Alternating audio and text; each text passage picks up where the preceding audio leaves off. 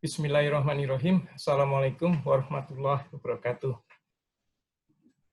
Adik-adik mahasiswa, kita ketemu lagi dan kita mulai diskusi kembali tentang chapter 11 ya, tentang Fourier series integral dan transform. Ya, kita sudah bicara 2 sesi ya sebelumnya tentang Fourier series dan Fourier integral, dan sekarang ini di part yang ketiga kita akan mendiskusikan tentang Fourier transform. Mari kita lanjut. Di Fourier transform itu, selain kita bicara tentang Fourier transform sendiri, yaitu yang analog, kita juga akan mendiskusikan tentang discrete Fourier transform, yaitu fenomena modern bahwa signal analog itu kita cacah menjadi signal discrete, dan kita mencoba untuk mencari spektral dari signal discrete tersebut. Ya. Nah, kita mulai dari apa yang kita sebut sebagai Fourier transform secara umum. Ya. Nah, untuk menjelaskan Fourier transform secara umum, kita perlu mengingat apa yang sudah kita dapat di sub chapter 11.4, yaitu kompleks Fourier series, ya, semoga masih ingat. Dan satunya lagi adalah general Fourier integral yang sudah kita pelajari di sub chapter 11.7, ya, dan juga 11.8 tentang Fourier cosine transform dan sine transform, ya. Oke, kita lihat di kompleks Fourier series, kita ulang lagi bahwa fx itu kalau di dalam Fourier series itu selalu dinyatakan dalam bentuk komponen cosine ya dan sine. Nah, kalau di dalam kompleks Fourier series itu kemudian di-blended menjadi satu tapi dinyatakan dalam bentuk imajiner, bukan imajiner, dalam bentuk kompleks, artinya cos dan sine-nya, cos-nya dalam bentuk real, sine-nya dalam bentuk imajiner, ya. Nah, kemudian pasti konsekuensinya nantinya komponen dari spektral itu, ya, amplitude komponen tidak bisa real lagi, tapi pasti adalah bilangan kompleks, dan itu konsekuensinya. Jadi kita akan membuat semuanya transformasinya menjadi transformasi bilangan kompleks. Yang kita sebut sebagai kompleks Fourier series. Jadi nyatakan di sini fx sama dengan ya 1/2pi yang rumus yang sudah ada di sana, dan kita ingat di sini adalah integral dalam bentuk discrete, yaitu dalam tanda bentuk sigma ya. E pangkat INX, kemudian ada integral, sama dengan ini. Kalau ini dalam bentuk discrete, di sini dalam bentuk analog. Batasannya adalah dari X-nya minus tidak berhingga, sampai X-nya sama dengan tidak berhingga. Ya, Fx kali E pangkat minus INX dx. Nah, inilah yang kalau di dalam Fourier series, ya, kompleks Fourier series, kita mendapatkan dua kondisi ini, dua jenis integral, tapi satunya discrete, satunya lagi analog. Ya, sehingga kalau kita jadikan suatu yang kita sudah tahu ya kenapa satunya discrete, satunya analog, karena akibat dari periodic function, ya. Nah, Anda lihat di sini batasannya sudah sama semua, hanya yang membedakan bentuk integralnya saja, satunya sigma discrete, satunya lagi analog, ya. Jadi ini belum bisa digunakan sebagai bentuk transform karena keduanya tidak saling resiprok, ya. Jadi nanti kita akan tahu bahwa syarat untuk transformasi atau syarat transform adalah balance atau reciprocity. Nah, di sini tidak ada balance. Semuanya sudah hampir balance, cuma tinggal satu saja, satu bidang, yaitu integralnya yang tidak balance. Satunya integral dalam bentuk discrete, satunya lagi integral dalam bentuk analog. Nah, Sekarang kita melihat apa yang sudah kita pelajari di subchapter 11.7 tentang General Fourier Integral. Ya. Anda pasti ingat di sini bentuk yang agak ruwet ya. Tapi kalau kita lebih mudah, mungkin kita melihat yang di bawah saja di sini, bahwa komponen cosine dari suatu fungsi non-periodik. Karena kalau Fourier integral kan pasti untuk non-periodic function ya, yang periodiknya adalah tidak berhingga. Ini nyatakan dengan persamaan ini, ya. Sedangkan untuk komponen sine, ya, yang dinyatakan dengan B fungsi dari variabel omega, di mana omega adalah 2pi f, ya, f-nya adalah frekuensi, dinyatakan dengan persamaan ini. Ya, fx ini yang ada di atas ini itu bisa kita nyatakan dalam bentuk persamaan ringkas seperti ini, di mana a omega dan b omega di sini dinyatakan dalam bentuk integral. Ya, yang Anda lihat saja di subchapter 11.7.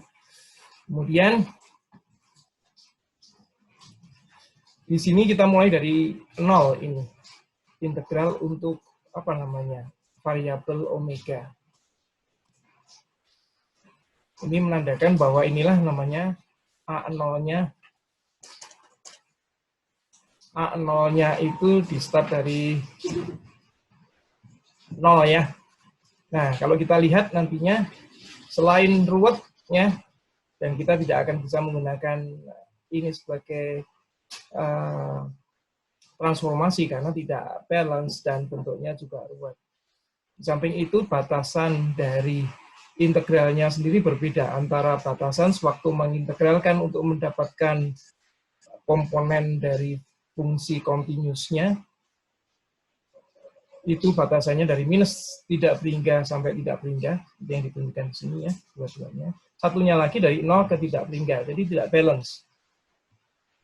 Nah, untuk bisa menggunakan, karena General Fourier Integral ini sesuatu yang bisa kita lihat sebagai sesuatu yang umum ya, sesuatu yang umum ya.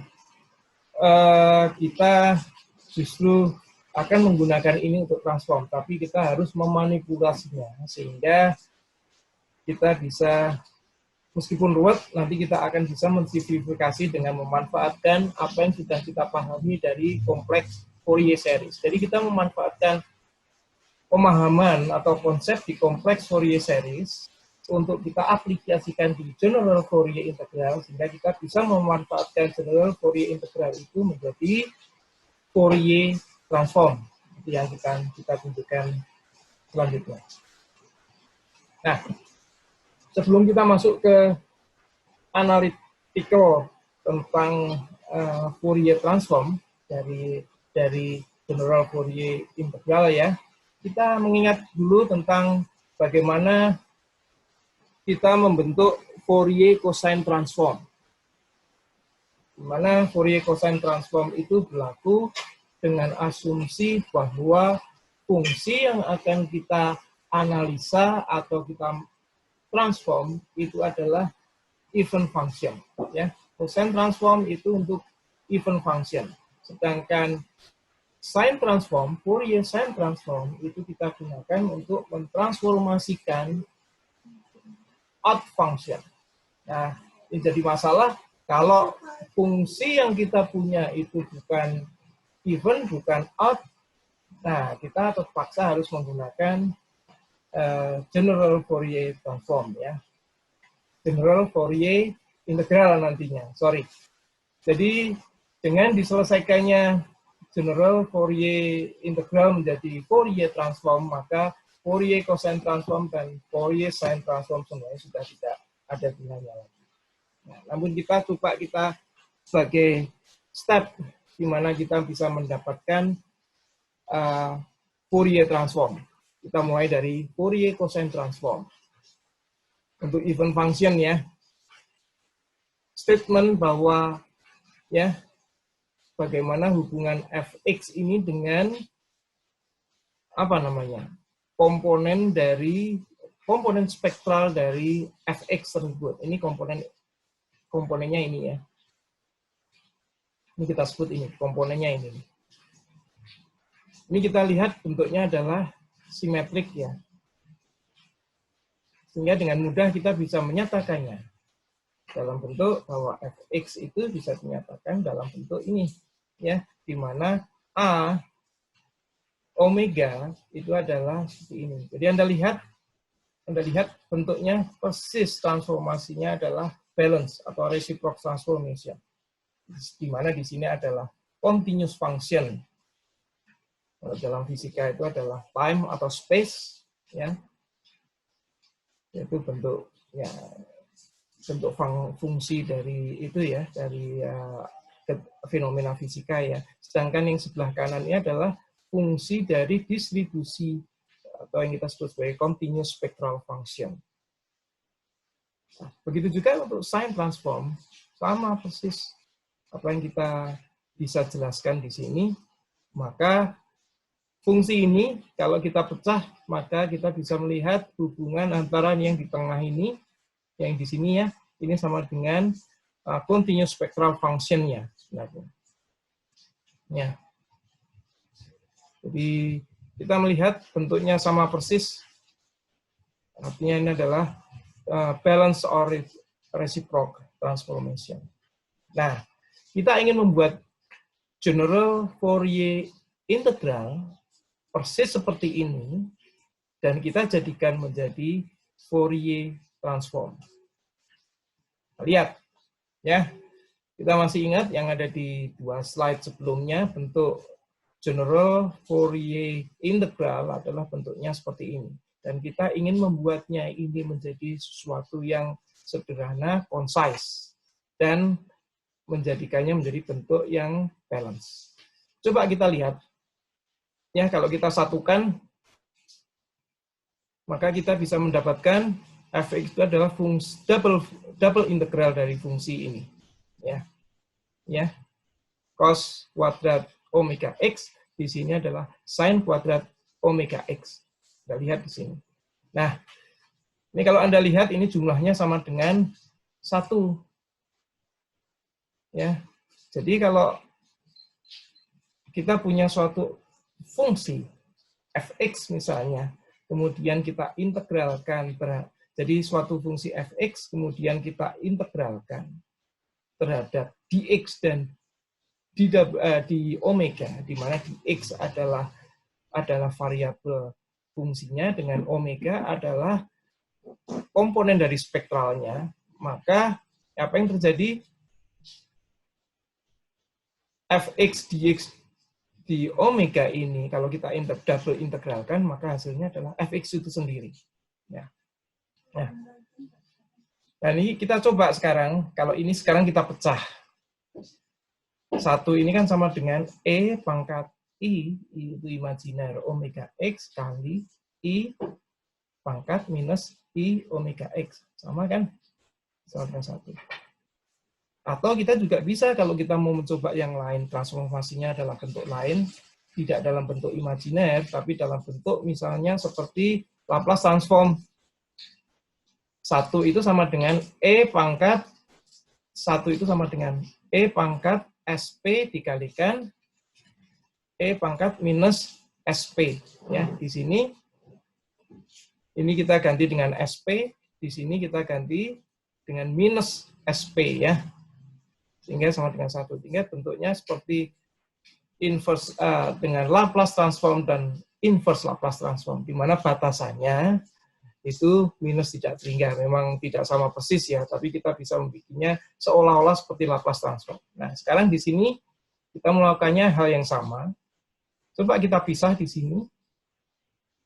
E pangkat I omega X-nya kita pindah ke sini, dan satunya lagi kita sisakan di integral yang kedua. Apa yang Anda lihat? Sudah hampir balance. Ya, sederhana sekali, sudah hampir balance. Sehingga tugas kita sekarang adalah membuat sekarang sangat balance. Di mana di sini harus minus tidak berhingga, bukan 0.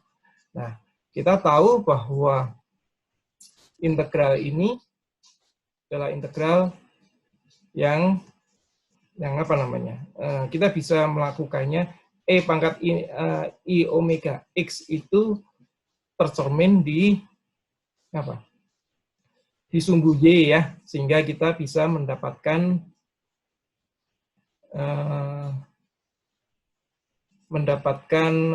apa namanya? Cerminannya pada saat 0 ya. Sehingga kalau kita mengintegralkan dari minus tidak berhingga, artinya kita bisa mendapatkan hasilnya 2 kali. Sehingga kita perlu membaginya menjadi 1/2-nya di sini. Nanti kita akan memanipulasi di sini, kita tambahkan angka 2. Ya, kita lihat ini supaya balance, kita taruh 2/p. Ya, instead of 1/p. Ya. Nah, sekarang apa yang kita lihat? Kita sudah bisa mendapatkan suatu hubungan di mana hubungan tersebut adalah hubungan yang balance atau resiprok. Coba kita lihat, kalau ini adalah komponen distribusi komponen fungsi dari spektral atau yang kita lihat di sini, ya. Dan kita supaya balance 1/2pi ini kita akarkan sehingga kita bisa larikan ke sini, dan satunya lagi akarnya kita larikan di sini, ya, komponen ininya. Apa yang kita lihat antara transformasi dari apa namanya fungsi ini, transformasi dari spektral menjadi fungsi continuous dinyatakan dalam bentuk ini ya. Gitu juga transformasi dari fungsi continuous menjadi fungsi continuous spektral dinyatakan dalam bentuk yang sama. Yang membedakan apa? Di sini ada minus dan di sini adalah plus. Sehingga kita akhirnya bisa mendapatkan di sini konklusinya adalah general Fourier integral itu bisa menjadi Fourier transform jika kita melibatkan kompleks eksponensial variabel seperti yang telah kita gunakan dalam kompleks Fourier series.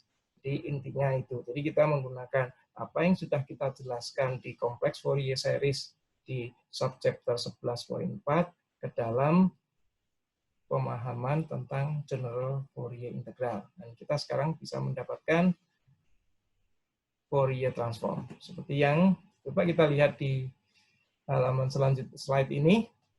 Ya. Sama persis ya, sehingga kita bisa sebutkan di sini, inilah yang kita sebut sebagai Fourier transform. Jadi kita mentransformkan fungsi yang ada di dimensi X itu bisa waktu, bisa space, ke dimensi spektralnya. Namanya Fourier transform. Kalau kita balik, untuk mendapatkan fungsi aslinya dalam domain waktu atau space, kita bisa mendapatkannya dari spektral distribusi spektral function ya yang dinyatakan ini.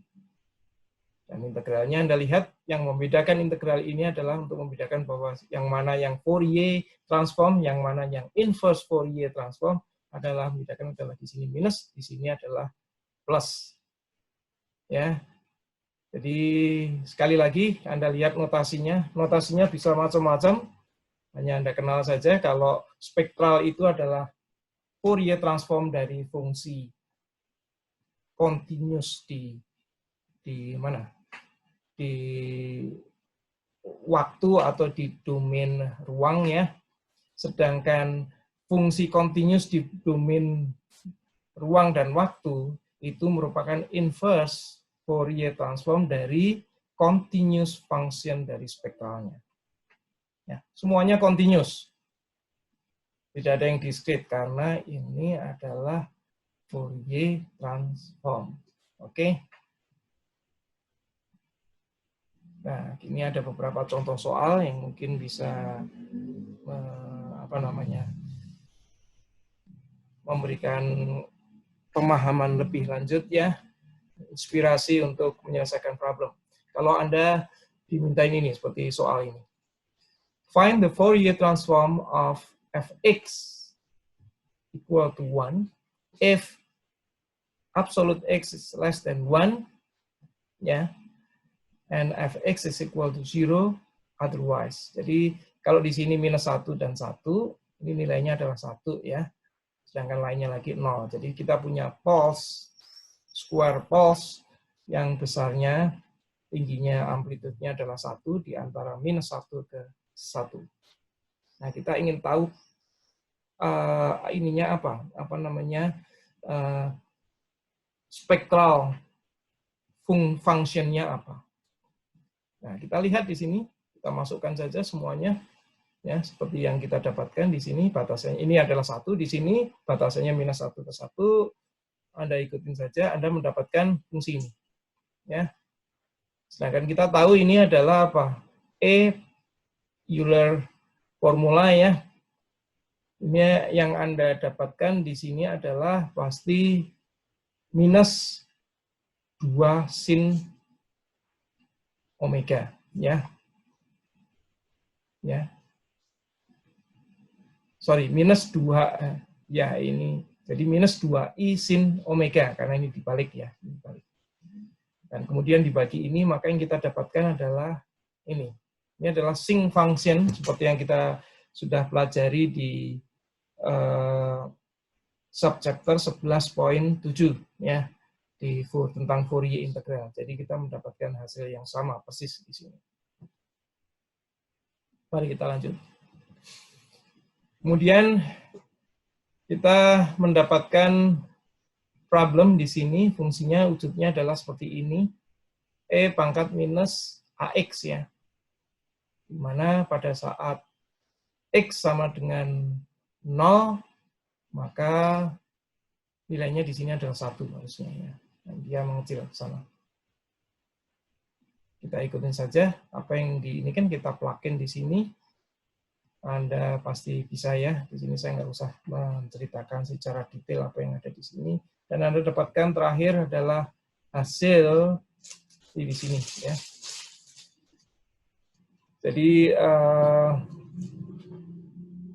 contoh ini bisa memberikan inspirasi untuk menyelesaikan berbagai contoh dalam Fourier transform.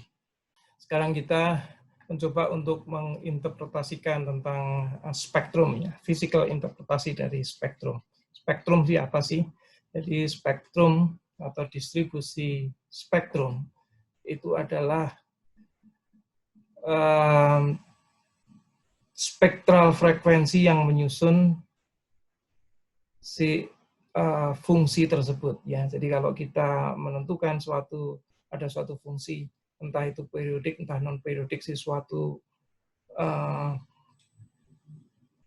area tertentu ya, batasan tertentu, kemudian kita anggap itu adalah suatu gelombang, suatu signal yang periodik, maka kita bisa melihat itu distribusi spektralnya. Nah, energi yang terbawa oleh energi itu selama waktu yang ditentukan itu, kalau kita bisa mengintegralkannya dalam waktu, kita juga bisa mengintegralkannya dalam sumbu frekuensi.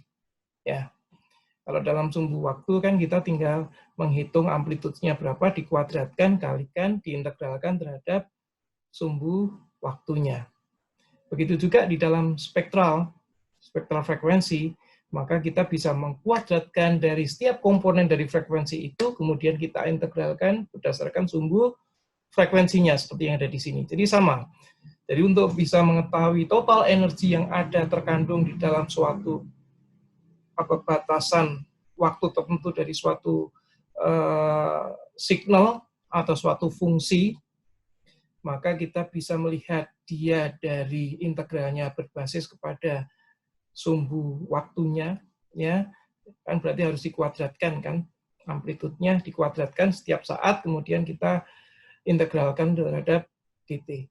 Begitu juga kita bisa mengintegralkan terhadap kuadrat dari komponen spektralnya. Jadi sama aja, komponen waktunya bisa kita kuadratkan, kemudian kita integralkan terhadap dt. Bisa juga kita lakukan integral dari komponen spektralnya, kita kalikan dengan dw. Jadi di sini kita bisa saja menyatakan kalau dalam sumbu waktu kita bisa menyatakan integralnya adalah misalnya waktunya dari mana, misalnya dari 0 sampai ke A misalnya, maka F T kuadrat dikalikan dt. Itu adalah total energinya. Nah, di sini adalah total energi perhitungan berdasarkan spektrum. Kalau yang ini adalah berdasarkan pada sumbu waktu. Jadi totalnya harusnya sama. Itu yang kita sebut sebagai total energi. Ya. Lanjut, kita akan mendiskusikan tentang konvolusi, ya, convolution. Ini sama persis dengan apa yang ada di Laplace transform, ya, konvolusi yang di sana. Jadi kalau kita mengalihkan dalam bentuk konvolusi suatu fungsi ft, atau kita sebut di sini karena variabelnya kita gunakan bukan t tapi x, jadi fx konvolusi terhadap gx, itu hasilnya sama dengan hx misalnya seperti ini. Maka kita nyatakan dalam bentuk konvolusinya, integral konvolusinya adalah seperti ini. Sama persis dengan yang ada di Laplace. Yang membedakan kalau di dalam konvolusi dalam Fourier transform itu adalah batasannya minus tidak berhingga sampai plus tidak berhingga. Sedangkan Anda ingat di Laplace transform batasannya adalah dari 0 sampai ke T. Ya. Ini yang membedakan. Sehingga kemudian apa? Fourier transform dari konvolusi F dan G ini hasilnya sama dengan perkalian Fourier transform dari F dan Fourier transform dari G dikalikan akar 2pi. Ini yang mungkin agak membedakan sedikit dengan ini penyesuaian bilangan yang membedakan sedikit dengan Laplace transform. Kalau Laplace transform kan mungkin nggak ada ininya ya, nggak ada komponen akar 2pi-nya. Ya, coba kita buktikan di sini. Fourier transform dari konvolusi F dan G, ya, ini mengikuti ini saja. Ya, kita interchange sedikit variabelnya. Kalau di sini ada G, X minus P, kalau X minus P itu kita ganti supaya singkat menjadi Q saja di sini. Ya, apa yang ada di sini ya. X minus P itu sama dengan Q, sehingga ini ya. Sehingga kita harus memanipulasi sedikit di sini. Berubah X-nya sama dengan apa? X sama dengan P dan plus Q, ya, seperti yang tertulis di sini. Dan di X sama dengan dQ tentunya. Nah, kita akan pindah nantinya yang sama-sama Q-nya tetap di tempat yang sama.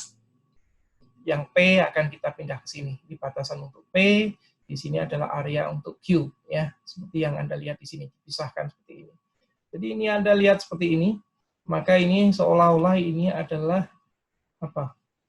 Adalah Fourier transform dari F, ya. Ya kan? Tapi dikalikan akar 2pi. Di sini juga Fourier transform dari G kali akar 2pi. Sehingga apa? Anda bisa mendapatkan seperti ini. Jadi seperti yang kita lihat di halaman depan sana ya, kenapa muncul akar 2pi ini adalah penyesuaian dari koefisien yang ada ya.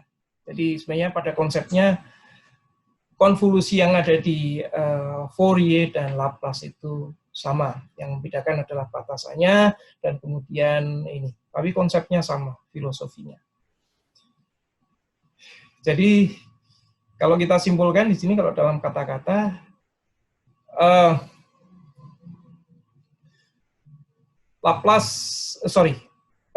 Fourier konvolusi,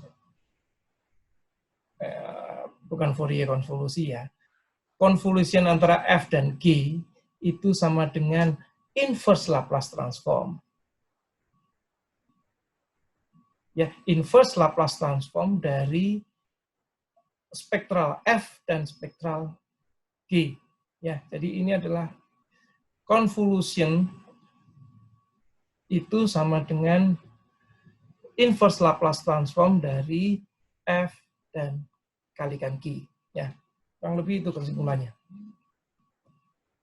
Nah, sekarang kita mencoba untuk merangkum semua, melihat global connections antara apa yang sudah kita diskusikan sebelum ini, yaitu yang kita sebut sebagai Fourier transform dan inverse Fourier transform. Fourier transform itu mentransformasikan dari FT ke spektralnya. Ya. Ini adalah time domain atau space domain function menjadi frekuensi domain spectral function. Ya. Di sini continuous, di sini juga continuous. Itu juga kalau kita memindahkan ke sana kita sebut sebagai inverse Fourier transform, dari spektral menjadi continuous spektral menjadi continuous time atau space function, maka namanya adalah inverse Fourier transform. Totalnya semua kita sebut sebagai continuous Fourier transform atau CFT. Nah, nanti terkait dengan modernisasi kita mengenal juga apa yang disebut sebagai dunia digital, di mana signal analog supaya tersimpan dan tidak mengalami noise, terganggu noise, ya, kita simpan dalam bentuk digital, dan analisanya nanti mengalami perubahan, bukan menggunakan continuous Fourier transform lagi, tapi kita menggunakan apa yang disebut sebagai discrete Fourier transform yang akan kita bicarakan setelah ini. Nah, discrete Fourier transform tentunya masih punya kelemahan karena kita akan mensampling ribuan, jutaan, bahkan puluhan juta data, sampel data, ya. Dan itu tentunya akan memakan waktu sewaktu kita proses, sehingga kita membutuhkan suatu algoritma lain untuk mempersingkat proses tersebut yang kita sebut sebagai fast Fourier transform atau FFT. Itu merupakan algoritma untuk efisien di FT. Jadi ini ya sama dengan ini, cuma ini berbeda karena ini adalah lebih singkat dan lebih pendek algoritmnya untuk memproses si DFT ini. Dan tentunya dia memiliki efisiensi dalam penggunaan space dan computational proses. Jadi keunggulan di sini. Jadi apa yang kita diskusikan nantinya dalam sesi ini adalah sampai ke discrete Fourier transform, dan kita akan melanjutkan ini di dalam sesi yang lain karena ini akan membutuhkan waktu yang sangat panjang, ya. Tapi konsepnya semuanya ada di discrete Fourier transform. Baik, kita lanjut. Nah, sebagai penutup untuk Fourier transform, gunanya untuk apa sih? Tentunya macam-macam, ya. Kalau untuk di fisik, kita menggunakannya untuk linear, ya, penyelesaian linear PDE, yaitu partial differential equations seperti heat conduction, wave propagation, electromagnetic propagation, dan lain sebagainya. Di mana kenapa menggunakan P partial? Karena kita menggunakan variabel dimensi yang tidak hanya satu, ya, tapi bisa 2, bisa 3.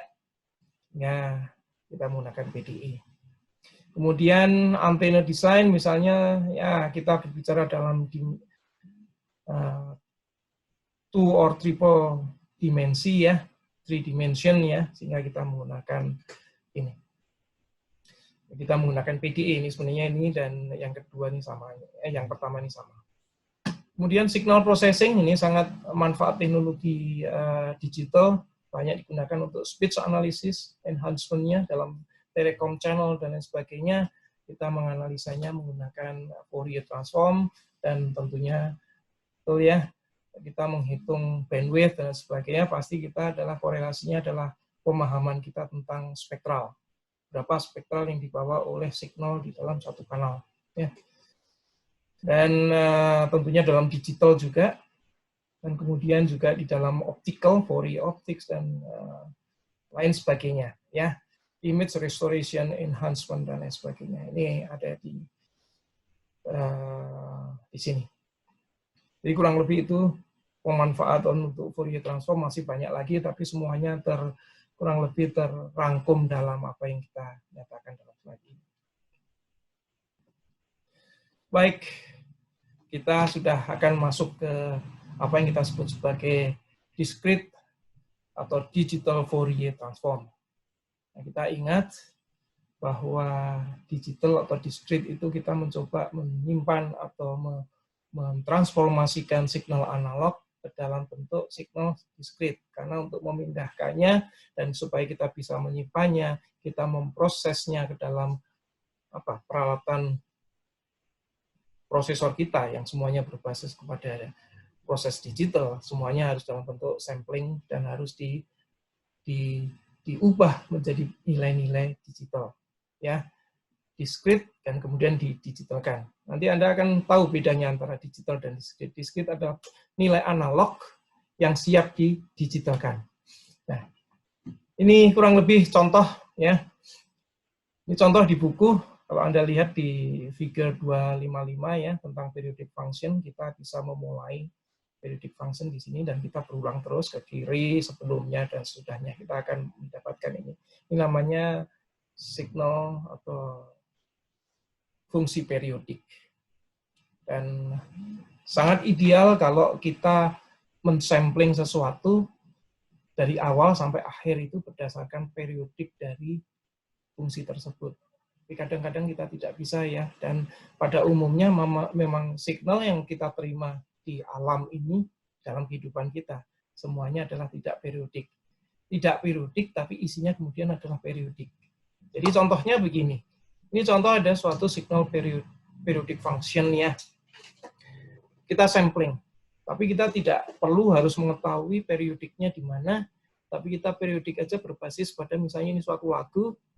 Lagu ini selesai dari sini ke sini. Jadi kita tidak perlu harus mencari mana periodiknya. Karena lagu itu tidak ada periodiknya. Kita anggap periodik itu dari awal sampai akhir lagu itu adalah suatu periode dari lagu itu. Dan kita anggap dalam otak kita bahwa lagu itu akan berulang lagi. Dan itu adalah periodik. Jadi pemahaman di Fourier integral seperti itu. Fungsi yang non-periodik itu bisa dinyatakan periodik dengan anggapan bahwa periodnya adalah dari minus tidak terhingga ke tak terhingga. Nah, begitu juga ini. Saya perlu menjelaskan ini supaya Anda tidak begitu bingung sewaktu kita menyatakan dalam konsep DFT nantinya. Ya, jadi misalnya lagu bermulai dari ini sini sampai ke sana. Ini adalah satu fundamental period di sini. Meskipun ini nyatanya memang tidak periodik ya kalau Anda lihat. Tapi tidak apa-apa. Ya. Oke. Sehingga sebelum kita masuk, kita perlu belajar dulu karena kita akan menggunakan konsep yang sama dengan apa yang sudah kita pelajari di kompleks Fourier series yang sudah dari di awal dari diskusi sesi ini kan kita sudah mempelajari ini ya. Jadi kita menggunakan ini. Ya, sama aja. Yang di sini adalah berbasis pada physical unit, yang di sini berbasis kepada radian unit ya.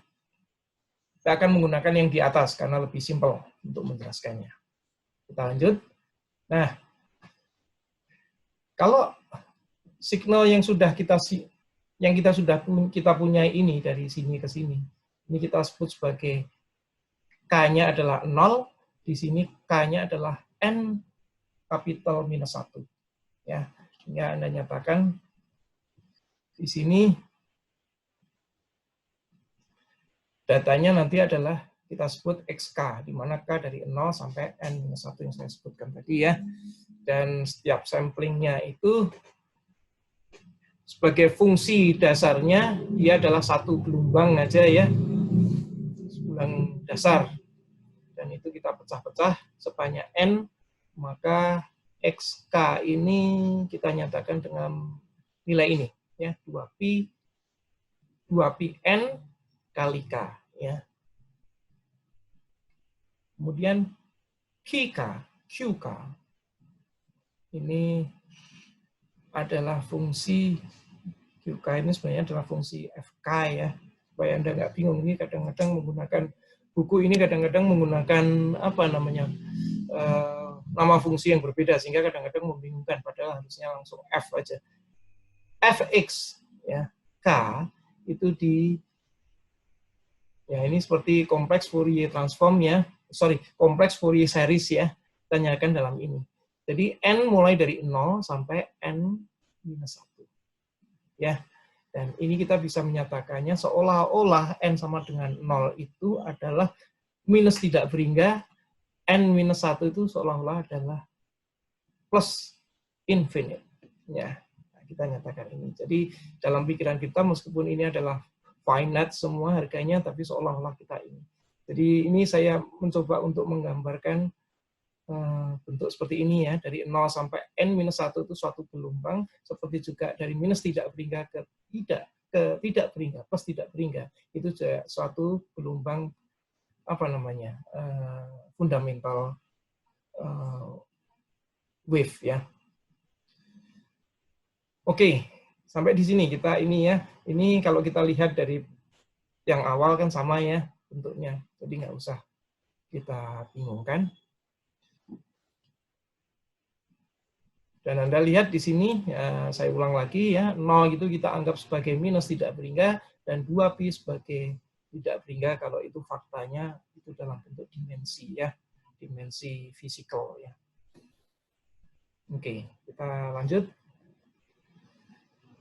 Nah, kalau kita susun lagi, kalau kemudian ini kita kalikan, berarti kita mencari yang namanya spectral value. Ingat, ya kan, kalau kita kalikan dengan minus di sini, dan M ini mewujudkan nilai M ini adalah nilai dari variabel K. Ya, ya memang bukunya membingungkan menggunakan variabel yang berbeda-beda. Oke, kalau sudah sampai di sini, kita bisa memindahkan karena Cn ini adalah harga yang konstan, kita bisa pindahkan ke depan sini, kita pisahkan, kita mendapatkan fungsi ini di dalam integral atau sigma yang akhir di sini ya.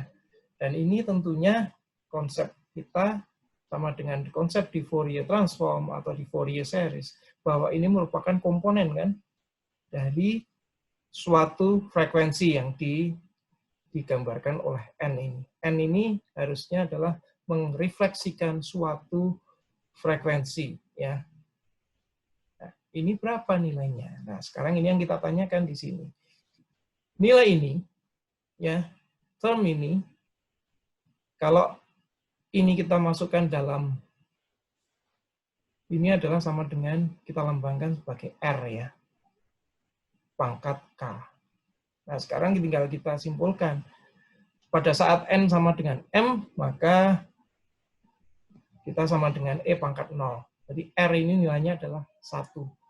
Dan ini terjadi hanya sebanyak N kali dalam dua double sigma ini, dalam double integral atau double sigma ini. Hanya N kali, ya, hingga nanti muncul ini. Ya. Sedangkan N tidak sama dengan M, sekarang ini kan seperti Anda menjumlahkan eksponensial kompleks, ya. Itu kalau Anda jumlahkan berkali-kali dan dia absolute value-nya adalah 1, ini seperti Anda gambarkan, dia adalah suatu jumlahan vektor yang berputar terus kan, mengelilingi terus dalam ini yang rata semuanya. Ini kalau ditotalkan apa jumlahnya? 0. Jadi tanpa harus menggunakan rumus yang ini, kita bisa mengatakan bahwa si sigma yang terakhir ini hasilnya adalah sama dengan N, ya, seperti yang diwujudkan dalam ini. Jadi Cn ini, ya, kalau kita kembalikan lagi ya, ini adalah N, jadi Cn itu sama dengan 1/n dari ini, ya, yang kita nyatakan di sini. Cn itu sama dengan 1/n kali integral atau integral diskrit atau kita sebut sebagai sigma dari K sama dengan 0 ke N minus 1 dari Fk kalikan E pangkat minus INXK. Ya. Nah, inilah yang kita sebut sebagai komponen single komponen spektral dari FK yang sudah kita sampling tadi. Ya, dalam satu sampling sebanyak N sampling. Ya.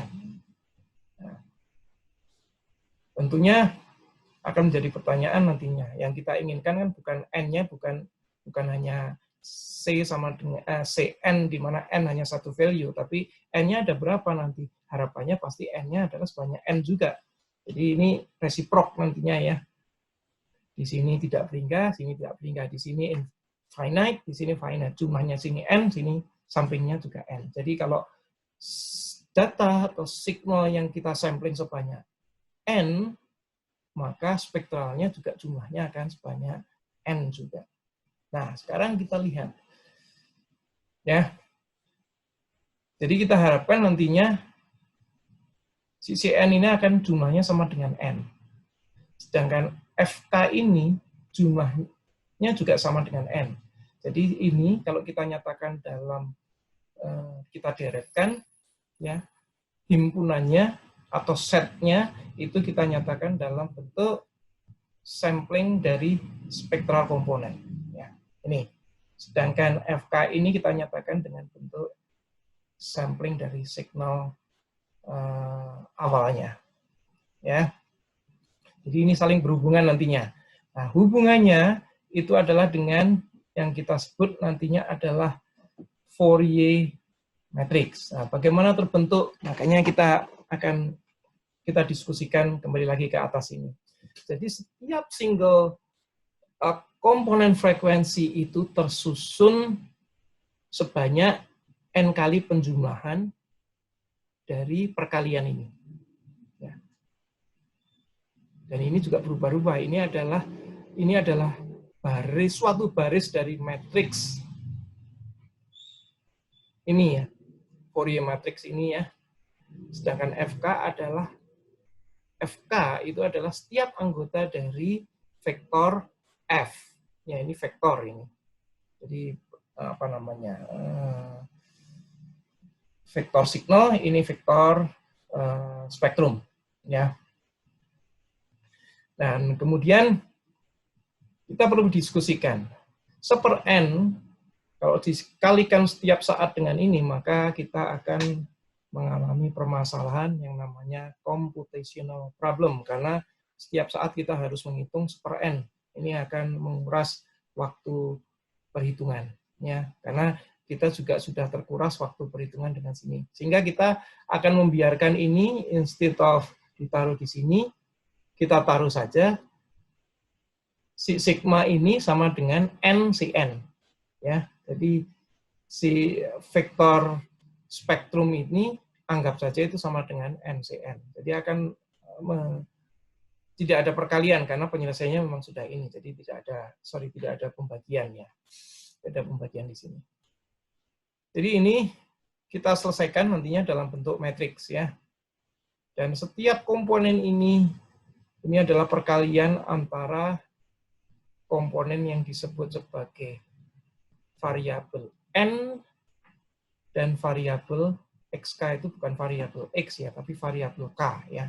Ada N dan K variabel yang menentukan N-nya nanti adalah nomor barisnya dalam matriks, dan K itu adalah nomor kolom dari si matriks. Kita lihat di sini.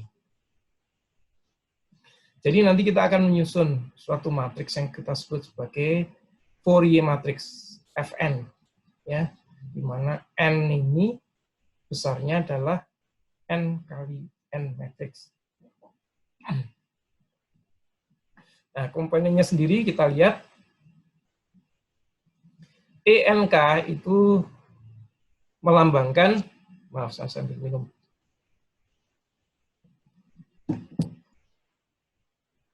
E pangkat minus INXK. Ya, nah, Anda ikutin saja, atau di sini adalah W atau omega ya, saya nyebutnya biasanya. N pangkat NK ya. Di mana WN-nya sendiri adalah ini minus 2 pi per N ya. Jadi WN ini adalah apa namanya? Value pokoknya ya. Nah, kita lihat di sini bahwa N dan K itu nilainya dari 0 sampai N-1. Nah, memang belum punya bayangan. Nanti kalau begitu kita melihat matriksnya, Anda punya bayangan. Nah, sekarang kita coba ambil satu contoh di sini. Kita punya sampel 4, ya, untuk signal, misalnya signal audio ya, kita sampling dengan 4, jadi di sini ada vektor yang isinya adalah 4, dimensi 4, maka tentunya di sini spektralnya pasti 4 ya. Dan siapa ini? Si Fourier matriksnya ini juga tandanya 4 ya. Artinya 4 kali 4 matriks, di mana ini adalah nomor dari N-nya, variabel N, yaitu spektral number-nya, yang di sana adalah sampling number dari signal aslinya. Ya, kita sebut K. Dan kita tahu W apa? W itu adalah sama dengan E pangkat minus 2pi per N ya. N-nya berapa? 4 kan? Jadi ini nilainya. Jadi sama dengan, kurang lebih sama dengan, jadi nilai ini adalah, nilai ini semuanya adalah sama dengan minus I. Nah, atau kita tulis kalau W pangkat NK sama dengan minus I pangkat NK. Nah, sekarang kita lihat. N itu mulai dari 0 sampai N-1. Jadi kalau dari sini 0 sampai 3. Di sini juga 0 sampai 3. Ya. Nah, sekarang kita lihat. Pada saat di sini, NK-nya berapa? N-nya itu selalu 0, K-nya dari 1 sampai dari 0 sampai 3. Maka kalau NK maka selalu 0 di sini ya. Kalau W pangkat 0 semuanya. Jadi nilainya 1 semua di sini. Begitu juga di sini. N-nya dari 0 ke 3, tapi K-nya selalu 0. Sehingga di sini NK, nilai NK-nya, pangkatnya itu selalu 0 di sini. Sehingga di sini adalah 1 semua. Baru di sini nantinya di minor matrix di sini nilainya berbeda-beda. Karena contohnya di sini. Di sini N sama dengan 1 ya. Ini baris yang kedua berarti N sama dengan 1. Di sini K sama dengan 1. Jadi di sini apa? Di sini 1. Di sini NK-nya berapa? Di sini N-nya 2, K-nya 1. Ini 2. Di sini berapa? N-nya sama dengan 3, K-nya sama dengan 1. Jadi 3. Jadi di sini W pangkat 1, W pangkat 2, W pangkat 3. Sedangkan di sini K-nya 2, maka pasti 2 kalinya yang ada di kirinya sini ya. Di sini K-nya 3, pasti 3 kalinya, 3 kalinya dari yang di sini. Ya. Nah, kurang lebih ini nanti I pangkat minus I pangkat 1 berapa? Ya, minus I kan. Minus I pangkat 2, minus kali minus. Ya, minus kan. Nah, terusnya saja kita lakukan seperti itu, maka kita mendapatkan rumus ini. Sehingga kita melihat, kalau kita punya sinyal ini, maka kita bisa mengekspektasikan spektrum yang kita punyai memiliki nilai ini. Dan ini spektrum ini yang kita sebut spektrum ini adalah komponen amplitudenya ya, bukan spektrumnya. Ini adalah fundamental, ini adalah second harmonic, third harmonic, fourth harmonic. Jadi kalau ada I itu menandakan phase-nya yang akan berbeda 90 derajat, kurang lebih itu aja. Jadi nanti Anda coba untuk menginterpretasikan dari arti dari nilai-nilai kompleks ini. Ya.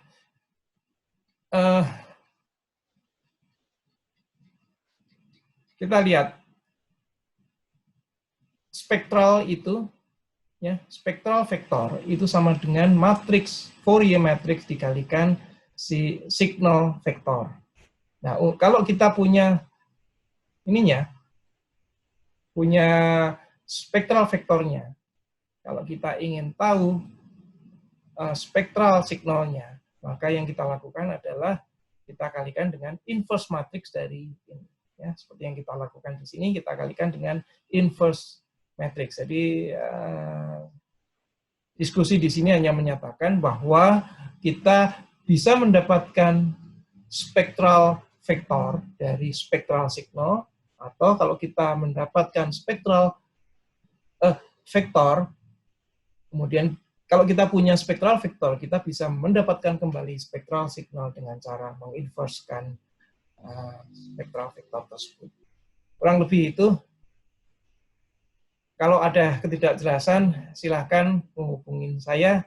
Saya mencoba untuk menjelaskan sedetail mungkin. Semoga ada feedback. Kalau masih kurang jelas, sekali lagi saya mengucapkan terima kasih atas perhatian dan keikutsertaan dalam kuliah ini. Semoga bermanfaat. Sekali lagi terima kasih. Assalamualaikum warahmatullahi wabarakatuh.